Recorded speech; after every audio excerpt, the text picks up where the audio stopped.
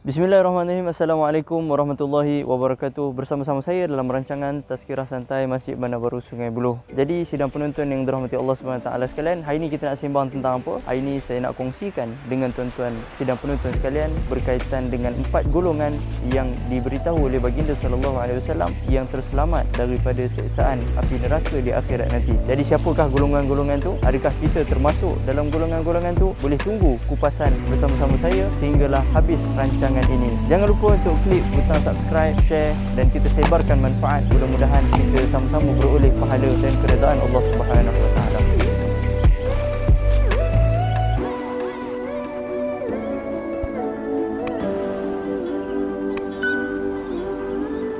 Sidang penonton yang dirahmati Allah Subhanahu Wa Taala sekalian, berbicara mengenai alam akhirat, dia adalah satu alam yang bersifat kekal. Alam akhirat juga merupakan alam yang terakhir yang menjadi destinasi bagi seluruh makhluk. Jadi alam ini bermula selepas daripada kematian ataupun setelah berakhirnya kehidupan manusia di dunia ini. Jadi dunia yang kita hidup di dalamnya sekarang ini adalah hanya tempat persinggahan manusia untuk mengumpul, mengutip sebanyak mungkin bekalan untuk kita bawa di akhirat nanti. Jadi dunia juga merupakan mazratul akhirah, jambatan menuju ke akhirat. Setiap amalan yang kita lakukan di atas muka bumi ini akan menentukan nasib kita di akhirat nanti. Sidang penonton yang dirahmati Allah Subhanahu Wa Taala sekalian, setiap manusia pastinya menginginkan syurga Allah Subhanahu Wa Taala, kerana syurga merupakan satu-satunya tempat yang mana kita boleh merasai nikmat yang sebenar dalam kehidupan ini, di mana nikmat tersebut kita sekali-kali tidak akan kita dapat di dunia ini ataupun tidak sama langsung dengan apa sahaja nikmat yang pernah kita kecapi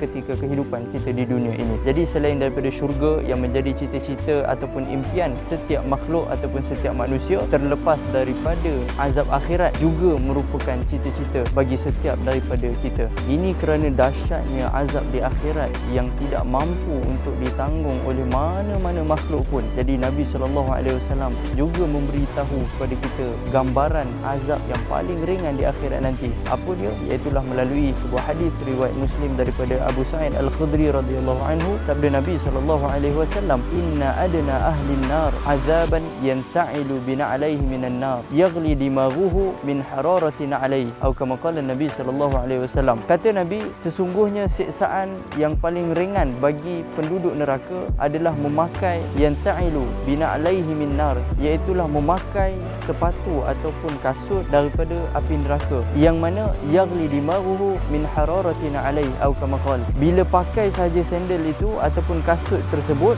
maka kepanasannya akan menyebabkan menggelegaknya otak manusia ini. Na'udzubillahi min zalik. Itu adalah azab yang paling ringan, iaitulah memakai kasut daripada api neraka. Bagaimana pula kalau seseorang itu melakukan dosa yang berat, melakukan dosa yang besar, maka lebih lagi daripada itu azab yang akan dia terima di akhirat nanti ataupun di neraka nanti. Allahumma inna nas'aluka ridhaka wal jannah wa na'udzubika min sakhatika wan nar. Ya Allah, kami memohon kepadamu keridhaan-Mu dan juga syurga-Mu, dan kami berlindung denganmu ya Allah daripada kemurkaan-Mu dan juga api neraka. Sidang penonton yang dirahmati Allah Subhanahu Wa Taala sekalian, Nabi SAW ada bagi tahu kepada kita siapakah orang yang akan terselamat daripada api neraka Allah Subhanahu Wa Taala. Siapakah golongan yang tidak akan disentuh oleh api neraka di akhirat nanti. Melalui sebuah hadis riwayat Imam At-Tirmizi daripada Ibnu Mas'ud radhiyallahu anhu, "Ala ukhbirukum biman tuharramu alaihi nar?" Qalu bala ya Rasulullah. Qala ala kulli hayyinin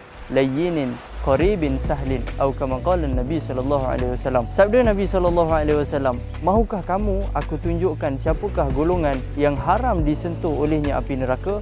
Maka kata para sahabat, "Kami nak ya Rasulullah." Maka kata baginda SAW, "Ala kulli hayyinin." Yang pertama hayyin, layyin, qarib dan juga sahl. Jadi siapakah golongan yang hayyin, layyin, qarib dan juga sah? Yang pertamanya hayyin. Hayyin adalah orang yang memiliki ketenangan. Ketenangan zahir dan juga batin dia. Dia mempunyai ketenangan dalam jiwa dia, ketenangan dalam perbuatan, dalam perlakuan dia. Tidak mudah memaki hamun, tak mudah marah orang, melaknat, dan dia memiliki pertimbangan ketika dia berhadapan dengan masalah. Orang yang memiliki sifat hayyin ini, dia boleh kontrol dia punya fikiran.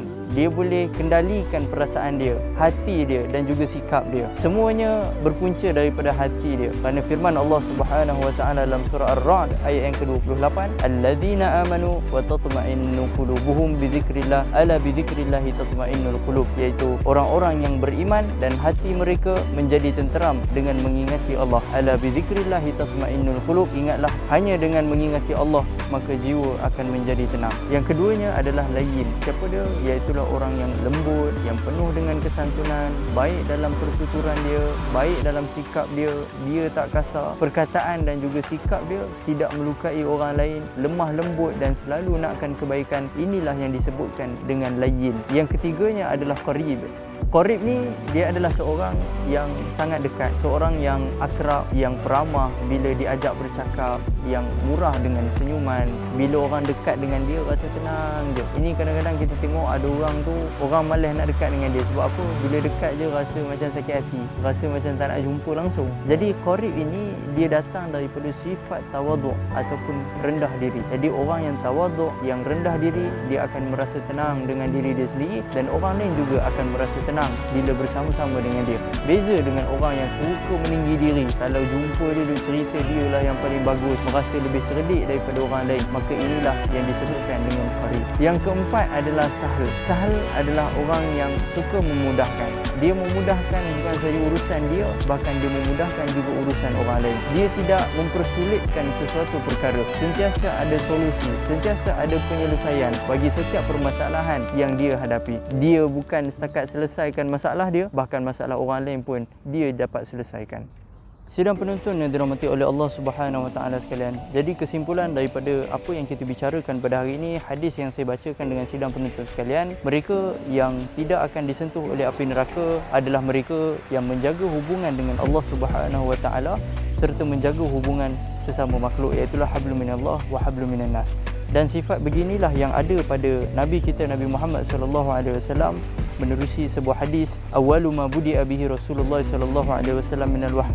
Hadis tentang permulaan wahyu, ketika mana Siti Khadijah menenangkan baginda sallallahu alaihi wasallam. Kata Khadijah, wallahi ma yukhzika Allahu abada, innaka la tasilur rahim wa tahmilul kal wa taksibul ma'dum wa taqrid dhaif wa tu'inu ala nawaibil haq. Kata Khadijah, engkau menyambung silaturrahim dan wa tahmilul kal, jujur dalam pertuturan, wa taksibul ma'dum, suka menolong mereka yang lemah, wa taqrid dhaif, memuliakan tetamu, dan wa tu'inu ala nawaibil haq, dan engkau menegakkan ataupun membela kebenaran. Jadi sidang penonton yang dirahmati Allah Subhanahu wa taala sekalian, sama-samalah kita berdoa agar Allah Subhanahu wa taala menjadikan kita termasuk dalam golongan yang disebutkan oleh baginda sallallahu alaihi wasallam, hayyin, orang yang tenang, layyin, yang lemah lembut, akrab, orang yang dekat, orang yang rapat, dan juga sahl, orang yang suka mempermudahkan urusan orang lain. Jadi seperti biasa, pihak pengurusan Masjid Bandar Baru Sungai Buloh memerlukan kepada dana ataupun sumbangan daripada pihak tuan-tuan dan puan untuk membiayai kos-kos seperti bayaran bil elektrik, bayaran kepada penceramah untuk pengimarahan dan sebagainya. Kalau tuan-tuan berminat untuk menyumbang, boleh singgah ke laman Facebook Bandar Baru Sungai Buloh ataupun boleh mendapat nombor akaun yang tertera di skrin tuan-tuan. Nak lebih mudah, boleh sahaja scan QR code ini untuk tujuan menyumbang. Jadi sampai di situ saja pertemuan kita pada kali ini. Jumpa lagi pada pertemuan yang akan datang. Assalamualaikum warahmatullahi wabarakatuh.